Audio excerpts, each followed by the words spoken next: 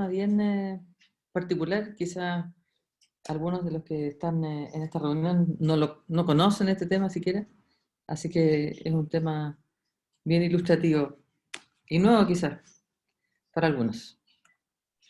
Fenómeno de tercera ventana auditiva. Entonces, vamos a un poquito de historia.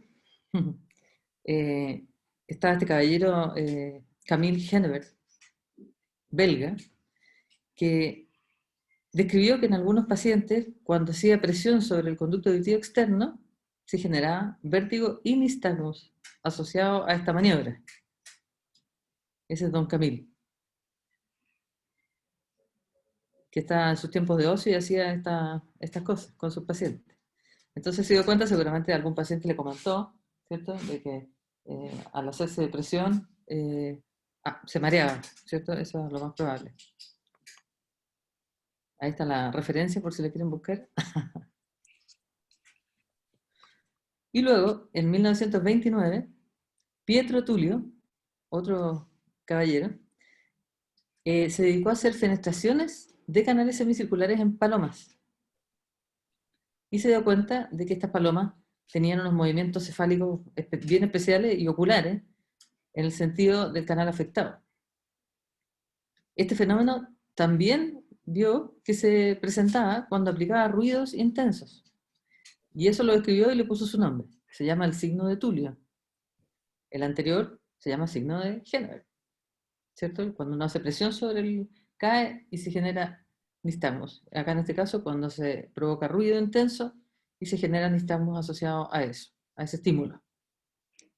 Y vio que este fenómeno ocurría en algunos pacientes, por ejemplo, algunos pacientes que tenían fístula perilinfática, algunos pacientes que tenían sordera congénita, por ejemplo, también podían presentar este fenómeno. Algunos pacientes con Meniere de larga evolución, también algunos pacientes con colestatoma. Y ahí había que pensar cuál era lo que había de común entre estos pacientes. Ahí está su referencia. Y ese es el libro original, el paper original, de don Pietro Tullio. Me costó encontrarlo, pero lo encontré. Y en 1967, Goodhill describe la fístula perilinfática post-estapedectomía, ¿cierto?, que generaba algunos de estos síntomas, y se dio cuenta que al hacer cirugía y reparar el defecto, el paciente dejaba de tener esos síntomas. Otro punto importante. Y en 1985, Cartouche describe en cadáveres la existencia de dehiscencias en el tegmen mastoideo, ¿cierto?, que coincidían con ciertos sectores, por ejemplo, canal semicircular expuesto. O sea, cadáveres que les miraba y en el techo del peñasco veía que se veía, ¿cierto?, expuesto o abierto el canal semicircular superior. Entonces describió esta dehiscencia en cadáveres.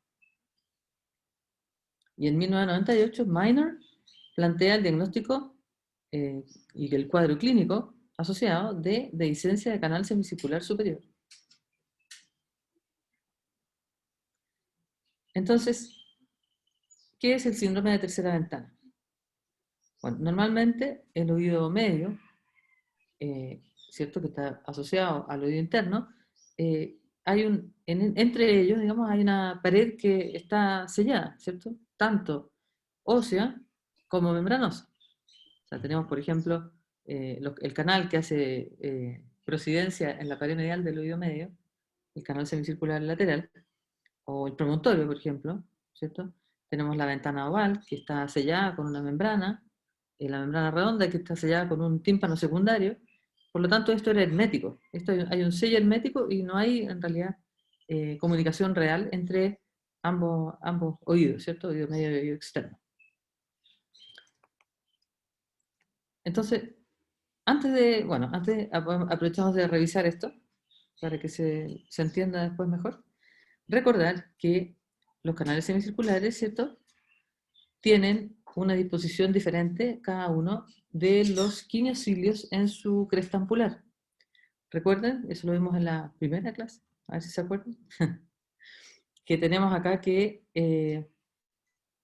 aquí tenemos el canal lateral. Fíjense que el canal lateral tiene sus kinesiolios dirigidos hacia el utrículo. Eso significa que cuando la endolinfa se desplaza hacia el utrículo, o sea, la cresta ampular se inclina hacia el utrículo, hay una excitación, ¿ya? Una respuesta excitatoria. En cambio, en los canales verticales, como son el canal superior y el canal posterior, las crestas, la disposición de sus células y sus kinesiolios es justo al revés a la que hay en los canales semicirculares laterales. Es decir, que todos los kinesiolios miran hacia el canal. Por lo tanto, cuando uno mueve, cuando esta cresta ampular se desplaza, por ejemplo, hacia el utrículo, va a tener una respuesta inhibitoria. En cambio, cuando se desplaza hacia el canal, va a tener una respuesta excitatoria. ¿Ya? Eso es importante recordar para que después saquen sus conclusiones. Entonces, pasa que en algunos pacientes existe una falla en el selle, en el fondo, ¿cierto? De esta cápsula óptica o esta comunicación. O sea, hay un error, ¿cierto? En la conformación que hace que, debido a diferentes causas, se abra una tercera ventana. A esto se le llama la tercera ventana.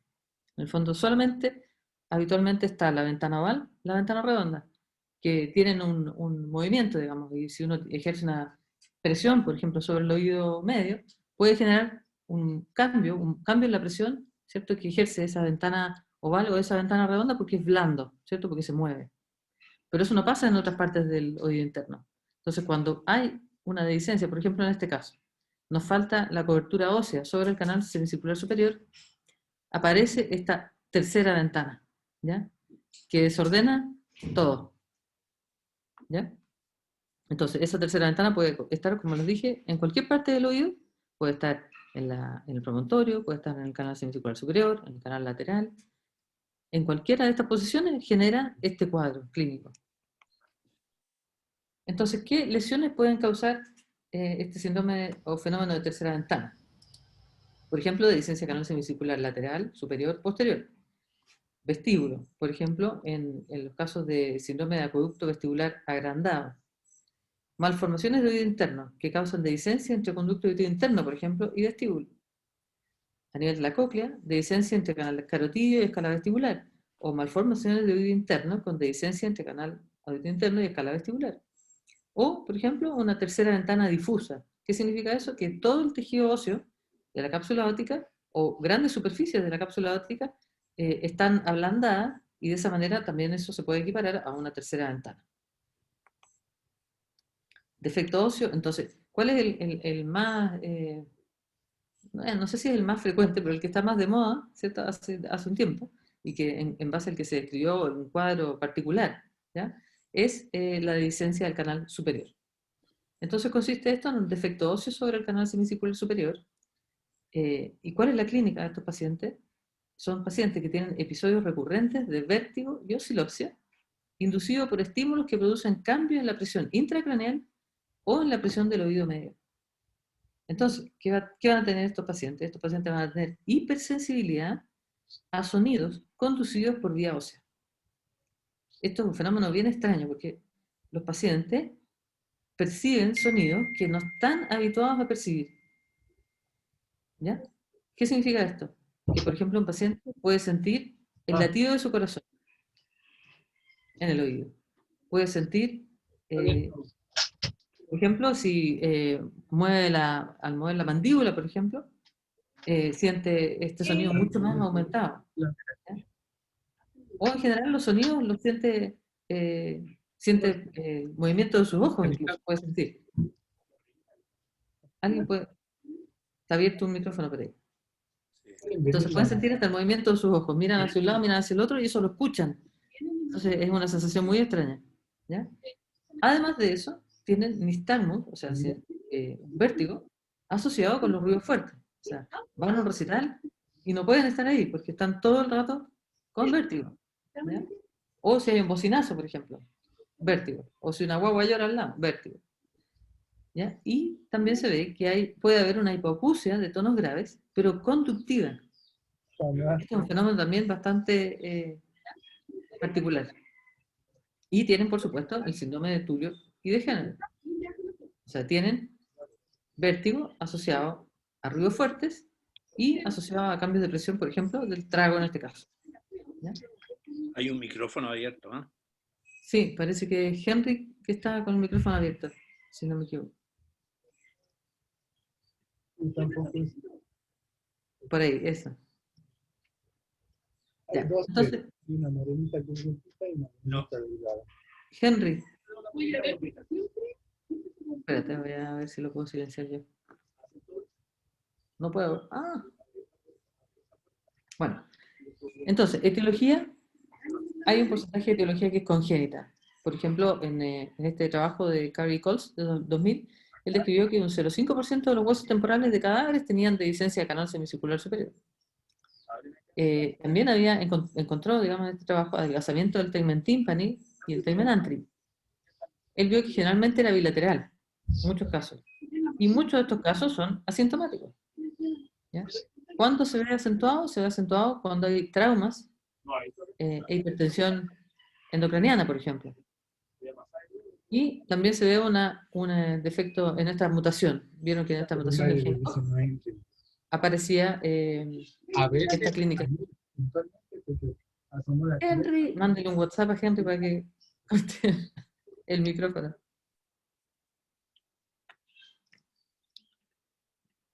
Ya. Entonces acá tenemos, por ejemplo, un corte histológico de un hueso temporal donde aparece esta dehiscencia. Ahí tenemos la cápsula óptica, ese es el hueso, el canal semicircular superior, y ahí vemos cómo hay una erosión, ¿cierto? Que hace que quede solamente la membrana expuesta. O sea, esto queda expuesto sin salir líquido hacia afuera, queda expuesto a las presiones, a los cambios de presión del endocráneo o el cambio de presión que genera, si hay un aumento de presión a nivel de endolinfa, también hay una liberación de la presión por aquí. ¿Ya? Eso es lo que pasa. Entonces, ¿cuál es la patogenia? La dehiscencia actúa como una tercera ventana en el oído interno. Y tenemos uno normal que está bien cubierto y tenemos acá uno que tiene abierto acá, ¿cierto? Dehiscencia del canal superior. Acá, por ejemplo, ahí tenemos dehiscencia.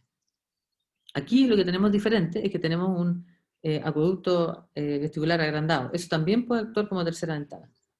Porque habitualmente esto es muy finito y no conduce, digamos, cambios de presión, pero si es muy grande, sí se comporta como una tercera ventana.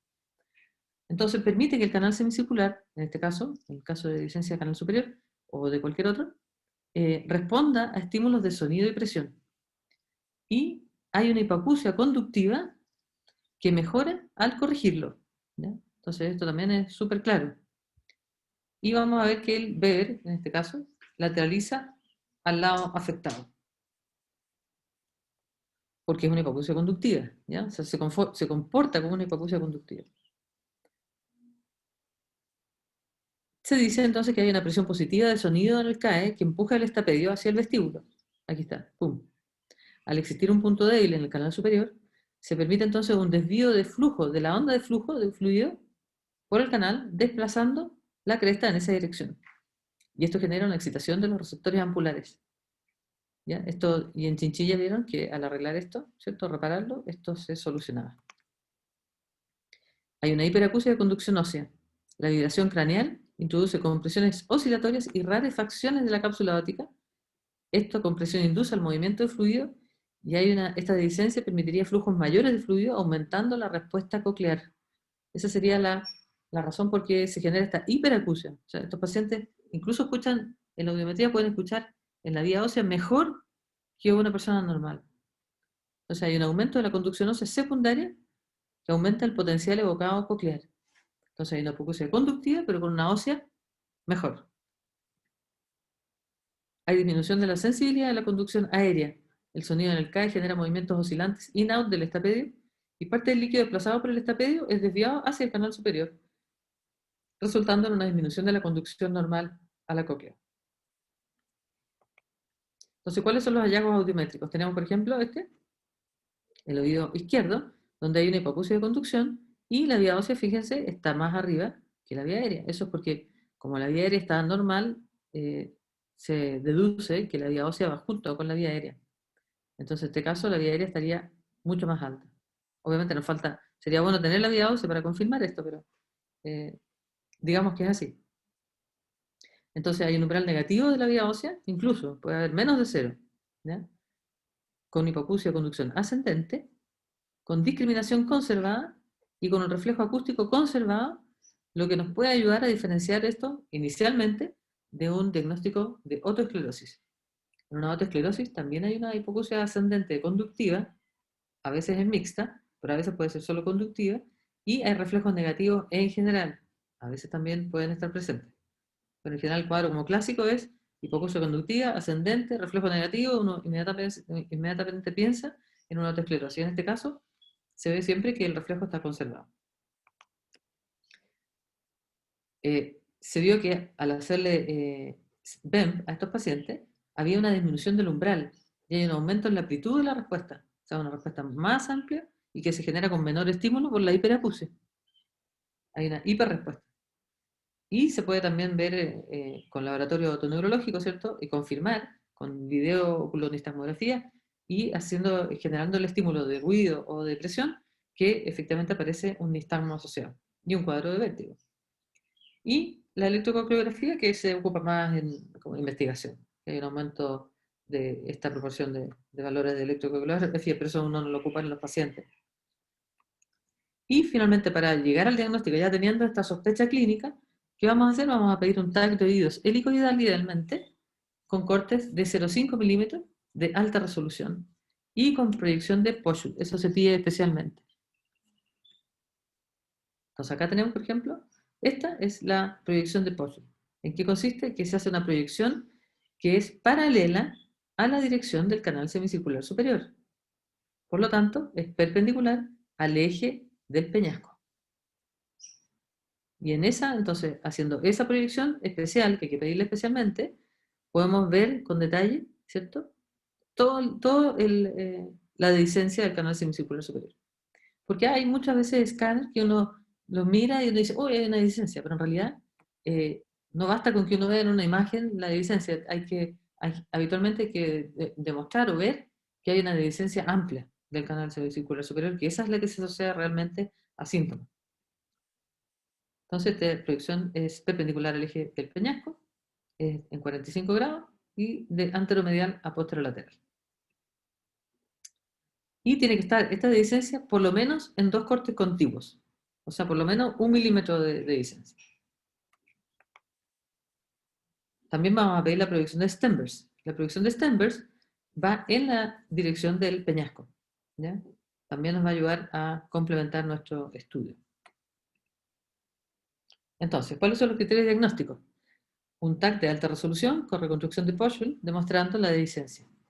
Y al menos uno de los siguientes síntomas consistentes en dehiscencia de canal semicircular superior, que son hiperacusia de conducción ósea, con autofonía, con escuchar los pasos, escuchar los movimientos oculares, esta extraña sensación, vértigo inducido por sonido, vértigo inducido por presión, que puede ser la presión del CAE, como vimos el signo de Henneberg, o también puede ser ante valsalva nasal, o sea, apretar la nariz y hacer fuerza, ¿cierto? O al toser, por ejemplo, que el paciente presente vértigo. Tinnitus pulsátil, eso por la hipersensibilidad y la hiperacusia, que se transmite muchas veces el latido. Y al menos uno de los siguientes test indicando una tercera ventana, que son un umbral óseo negativo en audiometría con tonos puros, respuestas aumentadas en el BEMP con un umbral bajo o la respuesta aumentada, y un elevado potencial de sumación a potencial de acción en la electroconclografía, en ausencia de hipoacusia sensorio-neural. Entonces, habitualmente ocupamos al menos uno de estos y alguno de estos dos primeros, ¿cierto? Que son los que se hacen habitualmente en clínica. ¿Cuál es el tratamiento? El tratamiento de esta patología en particular puede ser abordada desde el oído o por vía intracraneal, ¿ya? El primer abordaje es el abordaje transmastoideo, donde se realiza un cierre del canal semicircular superior, ¿ya? Y se hace un refuerzo de las ventanas. Y el abordaje transcraneal de fosa media, por fosa media, se hace un acceso, ¿cierto? Se levanta el lóbulo temporal, se accede al techo, a la zona donde está la dehiscencia, y se pone una cobertura. También a veces se puede rellenar el conducto, en el fondo cerrando un poquito el espacio perilinfático y tapando con una fascia o un cartílago encima para que esta dehiscencia deje de transmitir y de producir problemas. Entonces, algunos proponen esto, ¿cierto? Que ponen colafibrina y ponen pedacitos de huesito, por ejemplo, tanto en el canal como encima de la dehiscencia. ¿Ya? Esto para, en el fondo, bloquear ese canal semicircular. Entonces aquí tenemos, por ejemplo, una dehiscencia, acá tenemos otra bastante amplia, ¿cierto? Y ahí tenemos cómo se ve en el cadáver. Ahí está. O sea, en el cadáver, perdón, ya lo maté. En este paciente que lo están operando. Perdón.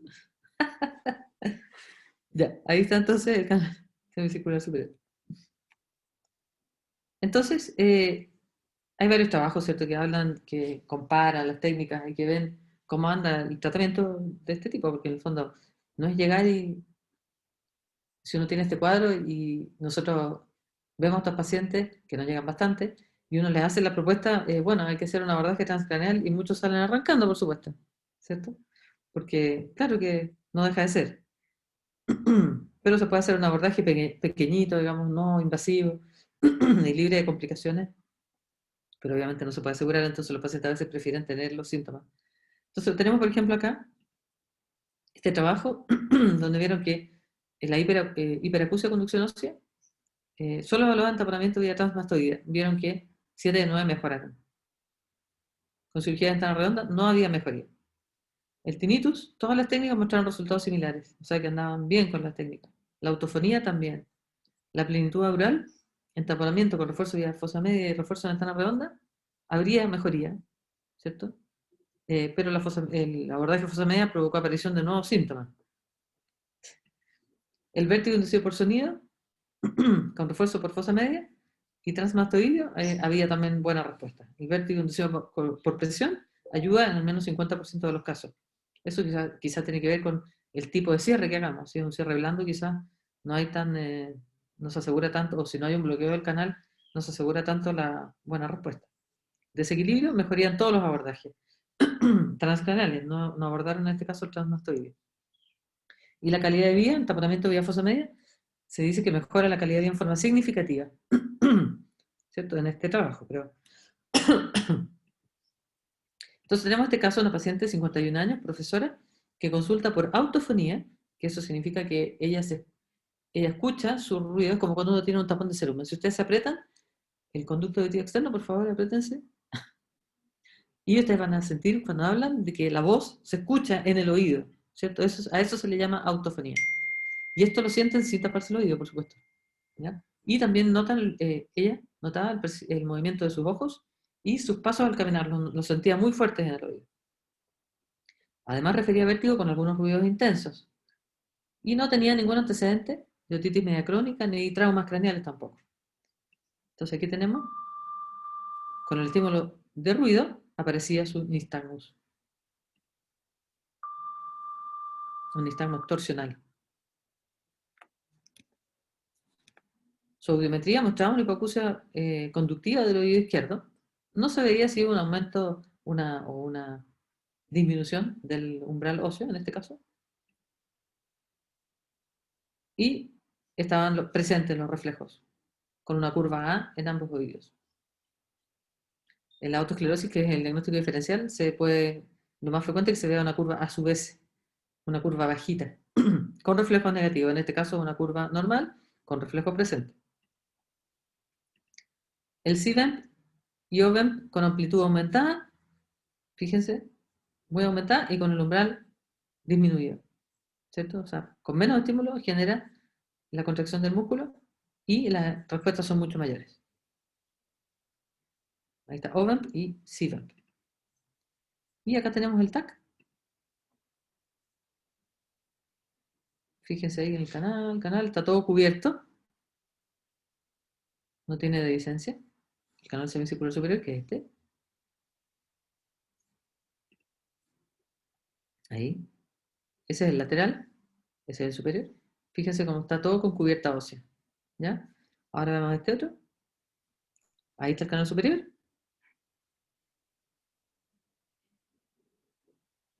Y fíjense que ahí aparece una zona donde no hay cobertura.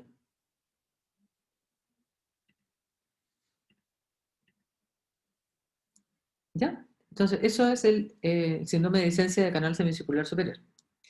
Pero existen otros cuadros donde también se ve este fenómeno, que es el fenómeno de tercera ventana auditiva. Tenemos, por ejemplo, uno bastante frecuente, que yo creo que incluso es más frecuente, y de hecho era el único que veíamos habitualmente, o no, no es el único, pero era el más frecuente que se veía cuando uno tenía pacientes en este fenómeno, que es la fístula laberíntica.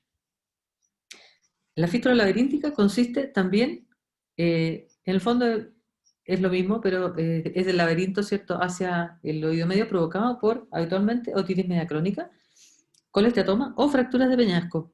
¿Ya? ¿Y qué pasa? El colesteatoma erosiona el laberinto óseo, por ejemplo, en el canal semicircular lateral, que es el más frecuente. ¿Ya? Y también se puede ubicar en la ventana, a nivel de ventana redonda, ventana oval, canal lateral. ¿Ya? Entonces, esta fístula laberíntica genera, ¿cierto?, con una dehiscencia de la pared medial del oído interno, en el fondo, o sea, pared medial del oído medio, pared lateral del oído interno, genera estos mismos síntomas, muy similares.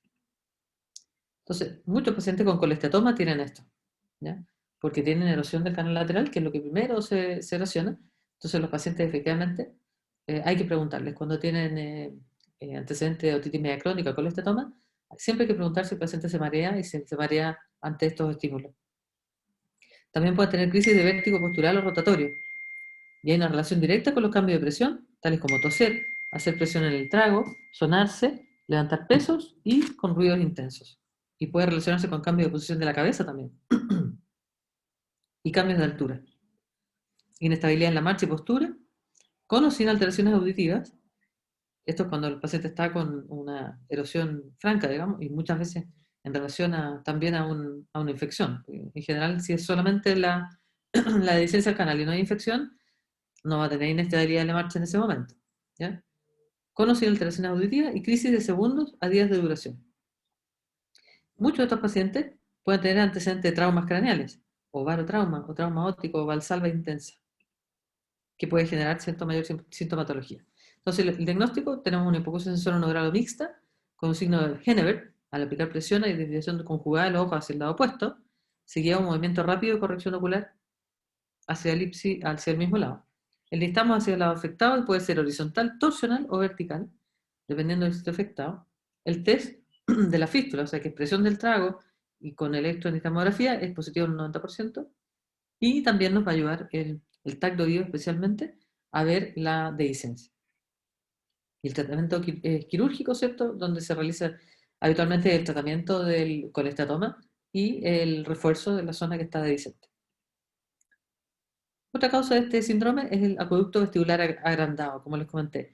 Esto, que habitualmente es casi virtual, ¿cierto? Es un conducto con un conducto endolinfático muy finito, puede cambiar a ser un conducto muy grande, que ya se comporta como otro canal en el fondo, ¿cierto? Y genera también esta sintomatología. Se puede ver aislado o asociado a síndromes congénitos, como Pendel-Charge, síndrome braquiotorrenal. Por lo tanto, esto podemos ver en los niños.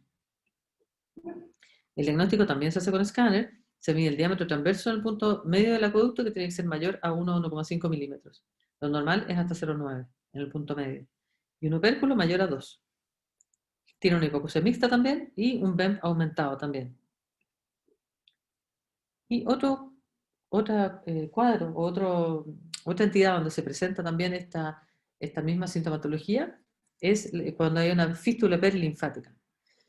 ¿Qué significa la fístula perilinfática? Que hay un desgarro de una membrana defectuosa que separa el oído medio del espacio perilinfático en el oído interno.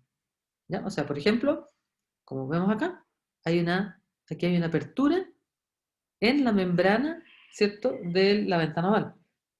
Habitualmente la platina tiene un cierre hermético hacia el vestíbulo que está profundo a esto, o medial a esto. Tenemos la platina, que es ósea, y una membrana, ¿cierto?, que sella todo en forma hermética, y que genera que, ¿cierto? Cuando hay cambio de presión, esto se empuja hacia adentro, ¿cierto? Y hay una transmisión de la presión hacia el oído interno. En este caso vemos que hay una dehiscencia, ¿ya? Y a través de esa dehiscencia puede salir líquido al oído medio, ¿ya? Entonces esto, y ahí vemos cómo lo están reparando ahí la fístula. Esto se puede ver también cuando uno opera esta pedostomía, o sea, cirugía de aterosclerosis, donde uno muchas veces, o sea, uno abre la platina y genera una fístula perilinfática, pero eso se puede ver y habitualmente se sella muy fácil, digamos, si no hay una alteración de la presión del oído interno o de transmisión de presión desde el espacio subaracnoideo, ¿cierto? Y se sella sin problema durante la cirugía. Y también el paciente va a tener un síntoma de oído abombado fluctuante, sensación de hiperacusia, igual. ¿Ya? Aquí tenemos un dibujito y vemos la fístula, ¿cierto? A nivel de la ventana. Esta es ventana redonda, ¿cierto? Pero también puede haber fístula a nivel de ventana oval o de cualquier parte, digamos, del laberinto que genere salida de líquido hacia el oído medio. Pues ahí estamos ejerciendo, ese es el signo de la fístula. Hacemos presión sobre el oído afectado y se genera un nistagmo en relación a eso. Esto genera esta hiperacusia, desequilibrio, obviamente, porque es más, o sea, muy sensible a los cambios de presión y uno realiza cambios de presión sin darse cuenta durante todo el día. Vértigo asociado, también puede haber un cuadro, por ejemplo, de vértigo, más hipoacusia súbita, de causa desconocida, por ejemplo, pero puede ser por un trauma, que el paciente no le llama mucho la atención, y después de un trauma se genera esta sintomatología. Entonces, en ese caso podemos tener ambos síntomas, hipoacusia súbita o vértigo. Y vértigo. Estos síntomas aumentan con Valsalva y hay un vértigo posicional. O sea, el paciente, dependiendo de la posición, tiene un nistagmo asociado, pero que no se comporta como el vértigo postural paroxístico benigno, porque, por ejemplo, no hay inversión del nistagmo en la posición opuesta, ¿ya? Entonces, solamente, y siempre que hay cambio de posición, puede generar este tipo de nistagmos. Entonces, ¿qué pasa en este caso? Podemos tener, por ejemplo, un trauma craneal o un trauma óptico, una fractura de peñasco, por ejemplo, que genere salida de líquido, donde el paciente va a tener primero inicialmente una hipoacusia y horas después o tiempo después empieza a aparecer el vértigo, ¿ya?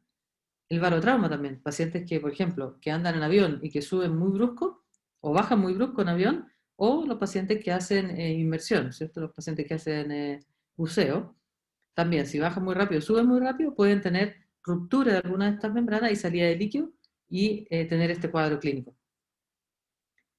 También aumento de presión intracraneana súbito, por ejemplo, personas que hacen pesas, que elevan mucho peso y de repente la presión descarga por ahí y se genera una fístula. O el parto, por ejemplo. Hay pacientes a los que por ejercer esa tremenda fuerza pueden también tener una ruptura una dehiscencia o una solución de continuidad entre el oído interno y el oído medio. Entonces, el diagnóstico, cuando uno tiene que sospechar el caso, o sea, un paciente que tiene un trauma, por ejemplo, o no sé, le llega un pelotazo en el oído directo, en ese caso, y después de ese traumatismo, el paciente refiere que escucha menos y además refiere que tiene estos vértigos asociados al movimiento, tenemos que obviamente poner atención, ¿ya? También tenemos, por ejemplo, bueno, hay otros casos que son más obvios, como por ejemplo, una vez vi en el J una paciente que se estaba rascando la oreja con una brocheta y viene un niño corriendo y le pasa a llevar y ¡pum! La brocheta metida atraviesa la membrana timpánica y se entierra por la ventana oval. Obviamente en este caso se genera una hipoacusia aguda con un vértigo intenso asociado. Entonces vamos a hacer el laboratorio coglio-vestibular para ver audiometría, BNG, BEM y hacer test de la fístula que nos van a ayudar a llegar al diagnóstico que estamos sospechando, ¿cierto? Y después de eso, bueno, aquí están los diagnósticos, los criterios diagnósticos, la fístula perilinfática por barotrauma, ¿ya? Hay historia de barotrauma, ¿cierto? Síntomas auditivos súbitos, como una hipoacusia súbita, con tinnitus y sensación de oído abombado, y una o más síntomas acompañantes de relacionados con el equilibrio, más síntomas auditivos. Primero que hay síntomas auditivos y después aparece el desequilibrio habitualmente. O desequilibrio o vértigo agravado por cambio de posición. Y nistagmo posicional, ¿cierto? Que aparece cuando se hace la maniobra de Dix-Holbeck, ¿cierto? Pero que es diferente, como ya les mencioné, al vértigo postural. Y este nistagmo es multidireccional o posicional, de pequeña amplitud, de larga duración y no es reversible, ¿ya? Y no responde a la maniobra de reposición de otolito. Entonces, esto nos va a orientar, ¿cierto? Estos son los diagnósticos, los criterios para sospechar este diagnóstico. ¿Y qué se hace en este caso? Cuando hay un cuadro, digamos, agudo, reposo estricto por 7 a 14 días, si síntomas persisten, se realiza el laboratorio de otoneurológico y se realiza cirugía si los resultados son positivos y orientan a una fístula. ¿Cierto? Es una timpanotomía exploradora y se repara el defecto con injerto de fascia o de grasa. Uy, me quedo al revés, ahí está la referencia, después la arreglo en el PDF. En suma, paciente que consulta por vértigo con crisis de corta duración, oscilopsia, y cuando hay relación de estas crisis de vértigo con ruidos intensos o valsalva, más autofonía, ustedes tienen que al tiro prender las antenitas y sospechar, ¿cierto? Sospechar que pudiera ser esta entidad. Eso. ¿Alguna duda? ¿Consulta? ¿Comentario?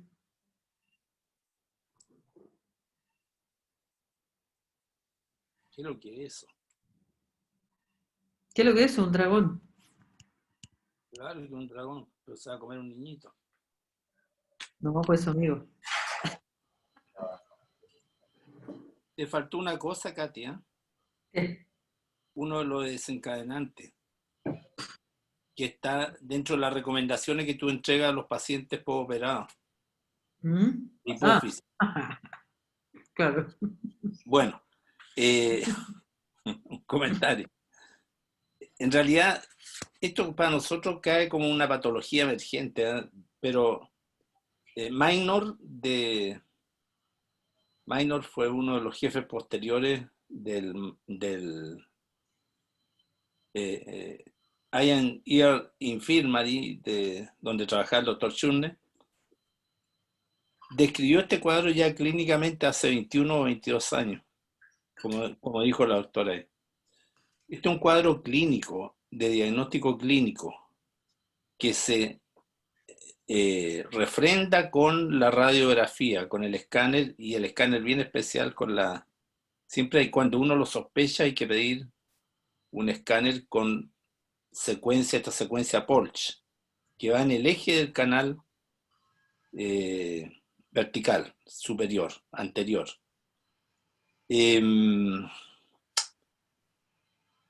Muchos de estos pacientes terminan en el psiquiátrico, porque le hacen examen y los exámenes están normales, piensan que es un problema de los internos, le piden una audiometría y la audiometría está normal.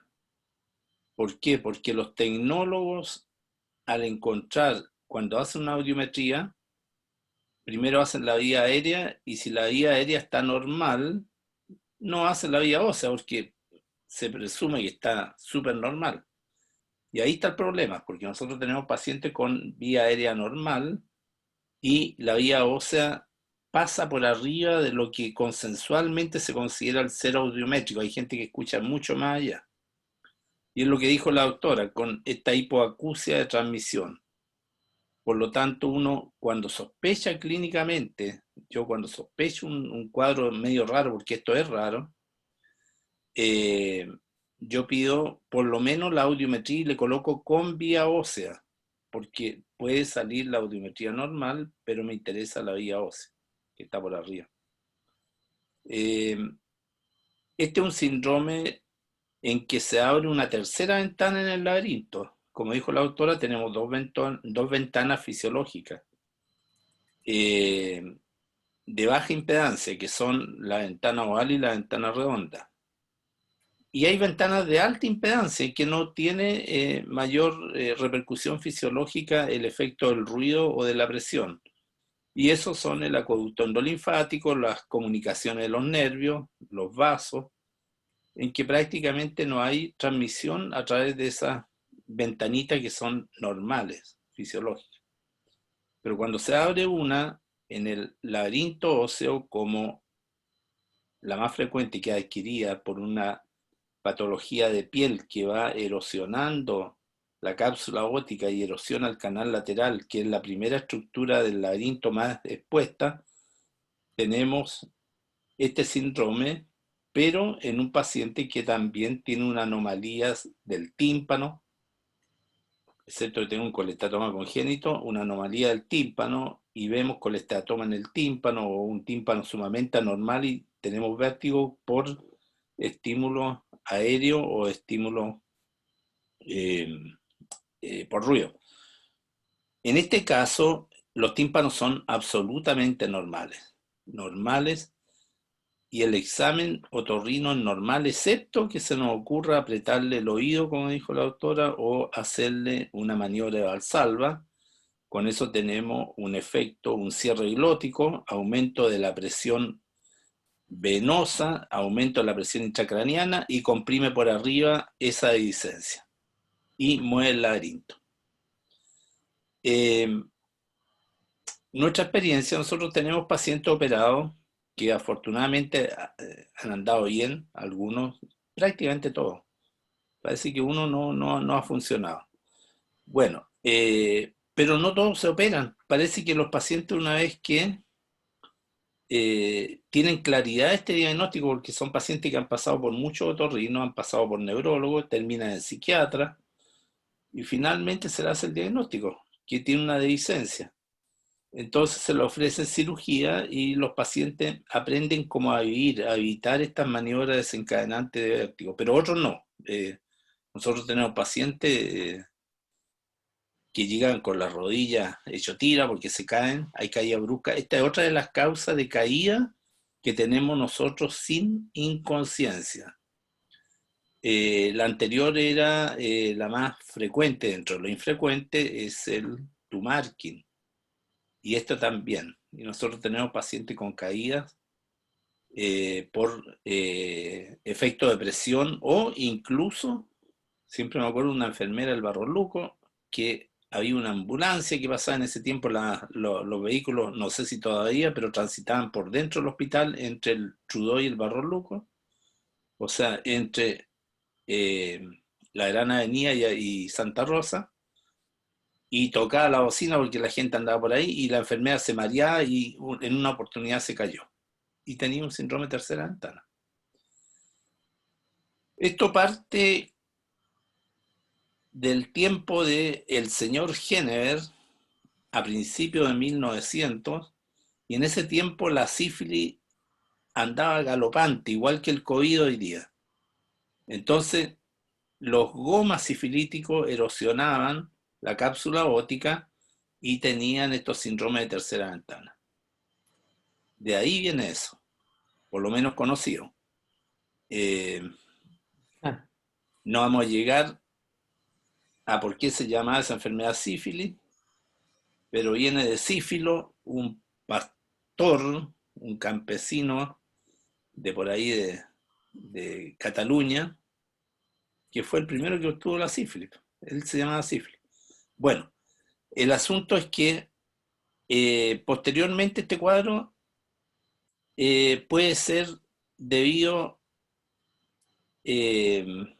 la verdad es que no se sabe muy bien por qué se empieza a adelgazar esta pared. Algunos atribuyen a una hipertensión endocraniana eh, eh, leve que va erosionando esta capita muy delgada en forma normal, en un cráneo normal, pero se desgasta. Pero otras veces existe alguna patología ahí que la desgasta, y eso yo me convencí porque lo vi en una oportunidad, tratando a un paciente por una fístula, y resulta que era un meningioma plano. Por lo tanto, si bien es cierto que el diagnóstico que ayuda a la parte clínica es el escáner, la TAC, la resonancia complementa. ¿Por qué? Porque hay que ver si en el T1 con gadolinio se tiñe esa parte, hay algo anormal y puede ser un meningioma plano. Como de la misma manera, la resonancia me puede dar signos radiológicos de hipertensión endocraniana.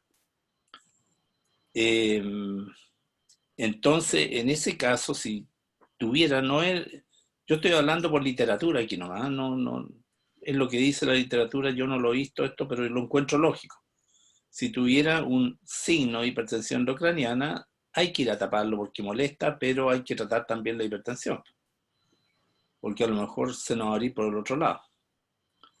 Y finalmente, para los pediatras, porque hay ahí, y la doctora lo dijo también, está una tercera ventana que puede ser congénita y es el síndrome de el acueducto endolinfático agrandado, que dio los valores ahí la doctora, valores radiológicos, pero la verdad que en la práctica uno lo puede ver en la resonancia viendo el diámetro del canal posterior y el diámetro del acueducto endolinfático, que en realidad casi no aparece, un hilito, como lo dijo. Si uno ve el diámetro del canal posterior en un corte axial que lo corta horizontalmente y ve una cosa que está más medial, alargada, del mismo diámetro mayor, debe sospechar un síndrome tercera ventana en base al acueducto endolinfático agrandado. Y eso para los pediatras, para los neurólogos infantiles, que puede ser un hallazgo, porque lo pueden ver en un niño menor, ese niño va probablemente a la sordera. Entonces hay que tomar todos los mecanismos adecuados para que el niño adquiera otras habilidades y se pueda comunicar. Esa es la parte práctica. Eso hay que tenerlo presente. Uno siempre tiene que tener presente esas cosas. Y no sé qué más decir, porque en realidad estoy repasando lo que dijo la doctora Boque. Ah, le faltó la primera parte nomás, las recomendaciones, que siempre la da en forma muy atinada. Yo tuve una paciente así, ¿eh? Yo tuve una paciente, palabra que es cierta. Eh, Incluso casi produjo una crisis matrimonial. Mm, No, mm. siempre pasando Es cierto, no, sí es cierto. Son cosas de la vida, si no, aquí no. Mm. ¿Alguna otra duda, doctores? O sea, ¿alguna duda, comentario? ¿No hay nada en el chat? No. Está en silencio, Katy. Ahí le pedí castigar. Que si alguno de los neurólogos ha visto algunos, o ha tenido pacientes similares, o les ha tocado, o ahora se acuerdan y dicen, oh, parece que ese paciente tenía esto. Lindo tu patio, Katy. Buena. Vaya, ya, chao.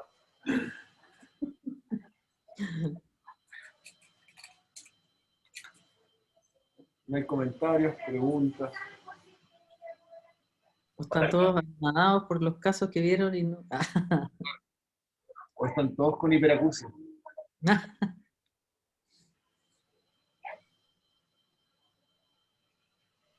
Esto no es una hiperacusia sensorial, es una hiperacusia de laboratorio. Pero el paciente no es que le molesten más los ruidos. En realidad los ruidos, y esto es para los pediatras, el oído no le molestan los ruidos, un ruido normal que a nadie le molesta y le molesta, por ejemplo, a los niños. Hay que tener cuidado porque esa ya es otra patología, no es una patología periférica.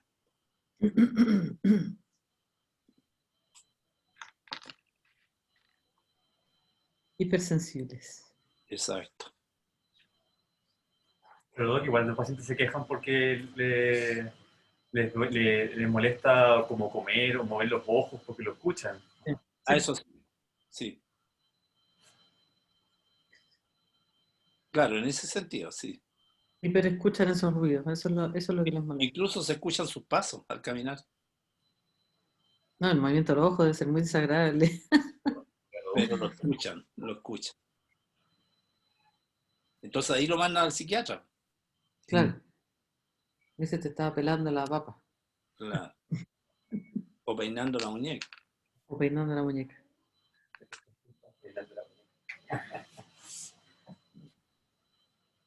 Eso, bueno, parece que nadie tiene dudas. Parece Oye, que lo... Mati, bueno, contarles a todos que vamos a hacer una pruebita final. Que se pongan a estudiar. ¿Y la fecha? ¿Tenemos definido la fecha? El último día se supone que está, el viernes próximo. El próximo viernes entonces vamos a tener una pruebita. Cada clase, cada personaje, profesor va a hacer 2 preguntas de sus clases. Vamos a tratar de ser amables. No, preguntas básicas en el fondo solamente para ver si han visto las clases y si entendieron lo general del tema. Nada terrible. Eso ¿Ya? es casi una prueba para nosotros, porque Claro. depende de Para, la respuesta, nosotros nos autoevaluamos para ver cómo nos corregimos en cuanto a la docencia. claro. Y una encuestita también vamos a pasar ahí para...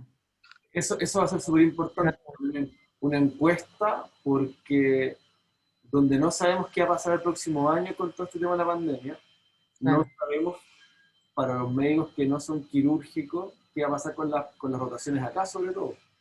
Claro.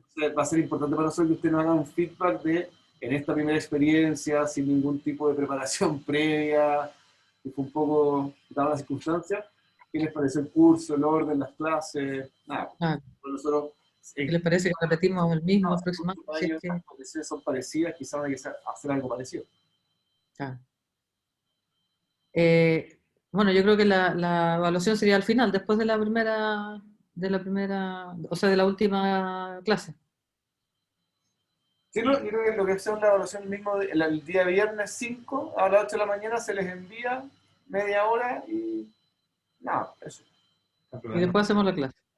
Se las mandamos O a- sí, les mandamos bueno, va a ser van a haber o preguntas alternativas, o puede haber también imágenes donde se les van a pedir que reconozcan cosas, o respuestas simples, respuestas de desarrollo corta. Claro. Por ejemplo, diferencia entre las células ciliadas, cocleares y vestibulares. Claro.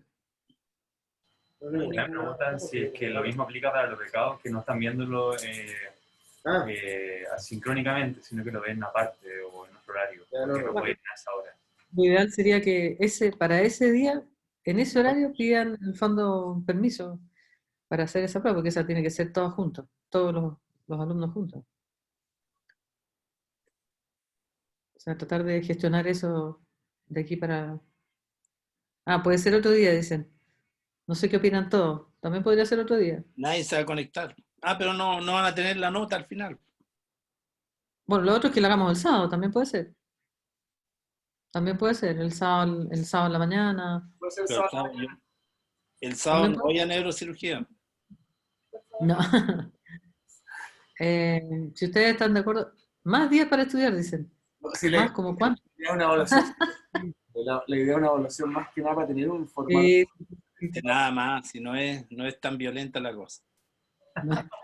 Puede ser algún día en la tarde también, puede ser, si quieren, si quieren podemos dejar el fin de semana y hacer la prueba, no sé, el martes en la tarde. ¿Sí? Con Zoom no hay día, no hay hora, yo no sé ni en qué mes estamos. Martes en la tarde, deje el fin de semana, por favor. Entonces, vean ustedes, ya dicen, dejar el fin de semana, por favor. Martes en la tarde les parece bien, no sé qué le parece a la mayoría. Levanten la manito, los que están, por favor, bueno, no sé cuántos están, pero levanten la manito virtual. El 8, ¿Quiénes? el 8 martes feriado. Martes en la tarde. ¿Martes 8 complicado? Feriado. No, o sea, a mí da lo mismo. El feriado, también, pues claro, no hay problema, puede ser el feriado. Martes en la mañana puede ser, como tipo 11. ¿Les parece? Es que, hola, mi nombre es Ilka Betancourt, de Neurología Infantil del San Borja, yo estoy en la NEO. Entonces, nosotros en las mañanas, no sé, yo estoy en la NEO viendo pacientes de UTI y de UCI, entonces es complejo Pero ese martes es feriado. hacerlo a media mañana porque es prácticamente imposible para mí. No, digo porque ese martes es feriado. El martes... 8. El 8. Ah, ya. Ando perdida. Ya, ok, listo. ¿Sí? ¿Les parece? ¿Martes 8? Sí, súper. Tipo 11 de la mañana. ¿Te fijas que la Ilka también anda Con un buen los días? desayuno en el cuerpo. La otra es hacerla como lo hacía el doctor Ote con ustedes, po, con un whisky. Claro. Eso. Patología. Martes 8, ya. Sí, ahí Había parece que hay varios de acuerdo. Había que contestar antes del primer sorbo, sí. Sí, po. Una duda va a ser una prueba, digamos, como con un formato como de, a ver, ¿cómo se puede decir? Google Forms. Ah, perfecto, ya. La doctora es especialista en esas pruebas. Sí, al fin, la prueba de diagnóstico al final nunca se las mandé porque recibí muy tarde todos los correos, así que quedó pendiente. Esa va a ser para el otro grupo. Pero esta sí va a ser por Google Forms. El otro grupo en un año más, pues. Claro. Igual que la cumbia. Quedó lista para otro año. Bueno, Ya, quedamos entonces, martes 8 a las 11. quiero conversar con la Carolina, con la Denise y la Vivi. Y con ustedes también, ahora en la despedida. Ya. Bueno, me voy a dejar un segundo porque tengo que subir al Leito que tiene clase ahora, ¿ya? Así Vale. que me voy a salir un poco. Saludos al Leo. Pero, Katy, cortito, para que vayas tranquilo. Es que tiene clase a las 9. Ya, estaba conversando con Matías sobre la lista de espera. Sí. Para que lo converse. Por lo que hablaste tú ayer con el Sí. DIR. Listo. Eso Ya. nomás. Anda a ver al Leo.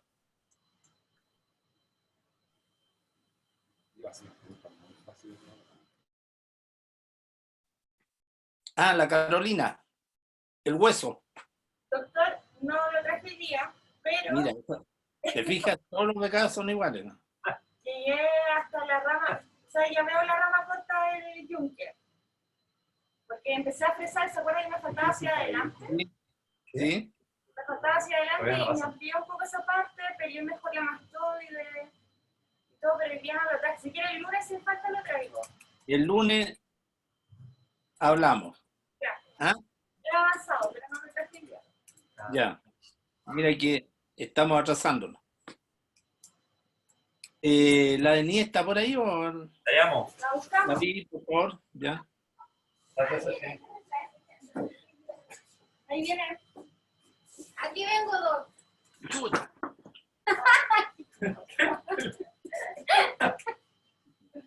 ¿Cómo está, Doc? Hola, pues, Denise. Todavía no. Ayer vi tu correo ¿Ya? y eso es para el software del estudio del VIGIT, perdón, del VIGIT y del GIM y del CHIM a baja frecuencia.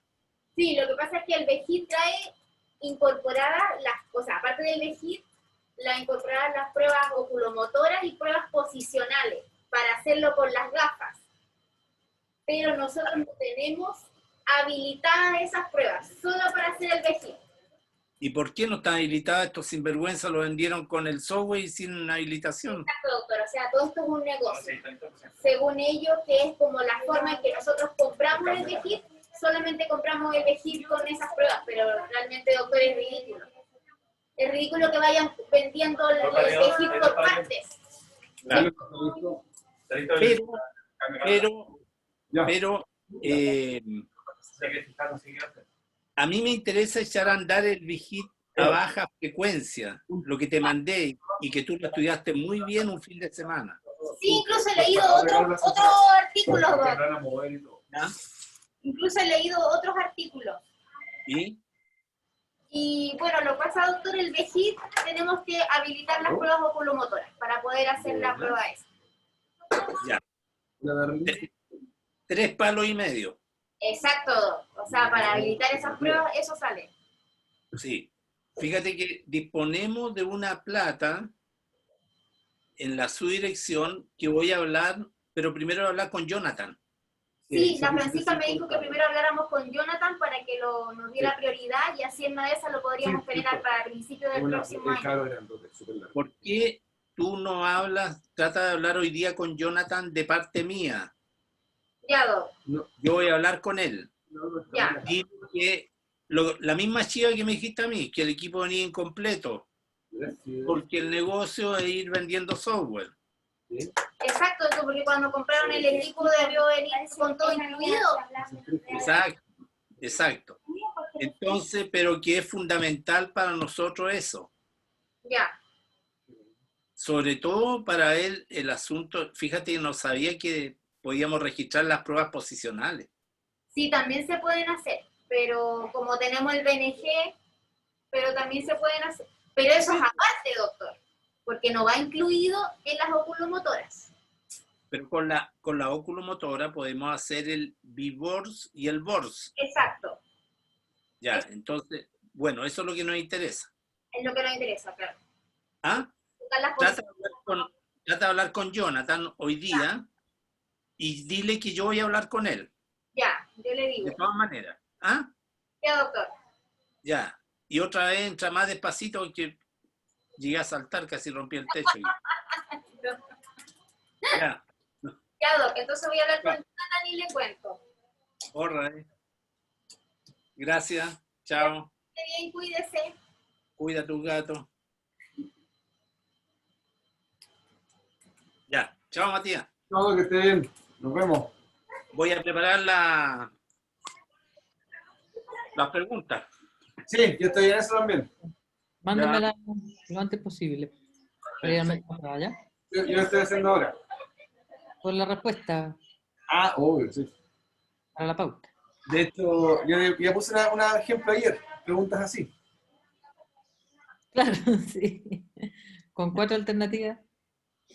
Sí, no, no problem. 4 alternativas. Sin todos ni ninguno. Ni todas las anteriores, ni ninguna de las anteriores. Y sin 1 más 2, 2 más 3, 1 más 2 más 3. También evitar esas preguntas.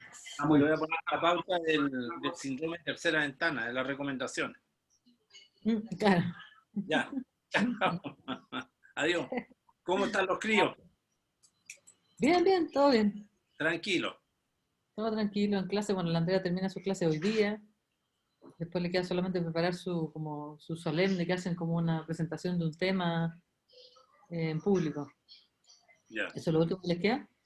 El Pancho está en plenas pruebas y le quedan, creo que como 3 pruebas y después vienen los exámenes.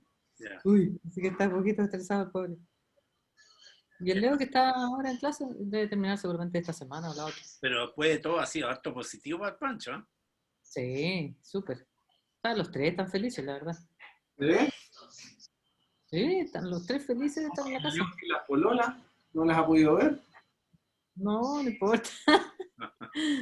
Pasa a tercer plano, ¿no? Felices regaloneando en la casa. Bueno. Ya, doctor. Ya. Voy a para allá. Chao. Adiós. Chao. Chao, chao. Chao. ¿Te gustó la reunión con el líder? Con el Dire sí.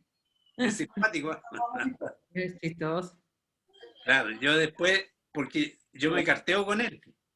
Ah, Entonces después le dije, porque él me trata de profesor. Po. ¿Mm? sí, pues. Claro. Yo le dije que era maestro. Sí, claro. Po. Pero resulta que al lado, no sé si ven en las pantallas que hay alguien que no sé quién es, pone prof, doc, maestro. Ah, Entonces, por eso le puse, porque eso podía pisar callo y sentirse muy mal, porque uno está usufructuando de título. claro. Entonces me responde Crown, 5ª edición. Quinta temporada, ¿no? O Quinta temporada. Claro, 5ª temporada. Bueno, chao. Adiós. Nos vemos. Chao.